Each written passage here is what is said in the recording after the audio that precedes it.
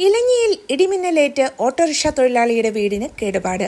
ഇലഞ്ഞിയിൽ autorickshaw ഓടിക്കുന്ന കൊല്ലക്കൊമ്പിൽ ഗോപിനാഥന്റെ വീടിനാണ് കേടുപാടുകൾ സംഭവിച്ചത്.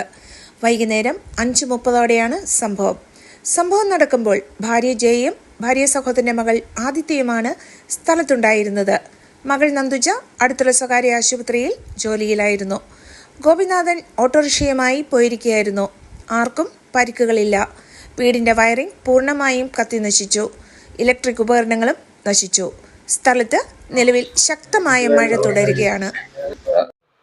ഏകദേശം ഒരു 5:30 ശക്തമായ ഒരു ഇടിവെട്ടി ശക്തമായി മഴ പെയ്തുകൊണ്ടിരുന്നപ്പോൾ ഒരു മിന്നലോ കാര്യങ്ങളോ ഒന്നും ഉണ്ടായില്ല.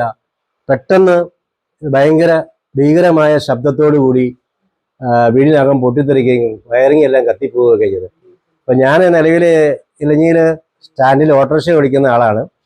എൻ്റെ വീട്ടിൽ ഭാര്യയും അതുപോലെ ഭാര്യയുടെ ആങ്ങളുടെ മോളും മാത്രമേ ഉണ്ടായിരുന്നുള്ളൂ.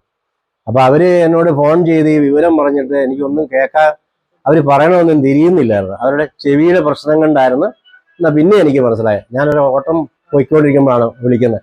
തിരിച്ച് വീട്ടിൽ വരുമ്പോഴാണ് ഇത്രയും ഭീകരമായ ഒരു രീതിയിൽ പൊട്ടിത്തെറി നടന്നേക്കണതും അതുപോലെ വയറിങ് അതുപോലെ പെരയുടെ കുറേ ഭാഗങ്ങളൊക്കെ അടന്ന് ഇവിടെ ഉണ്ടായിരുന്ന ആൾക്കാർ അവിടെ നിന്ന് കൃത്യസമയത്ത് അടുക്കള ഭാഗത്തോട്ട് എന്നുകൊണ്ട് പോയത് കൊണ്ട് മാത്രം അവർക്ക് ചെറിയ പരിക്കുകൾ, ഭയങ്കരമായ പരിക്കുകളൊന്നും ദൈവാനുഗ്രഹത്താൽ ഉണ്ടായിട്ടില്ല.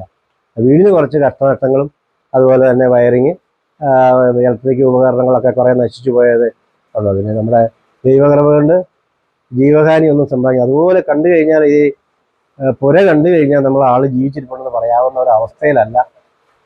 അത്രയും ശക്തമായ സ്ഫോടനമായിട്ടാണ് ഇവർ പറഞ്ഞത് ഞാൻ വന്ന് കണ്ടപ്പോഴും എനിക്ക് തോന്നുന്നത്.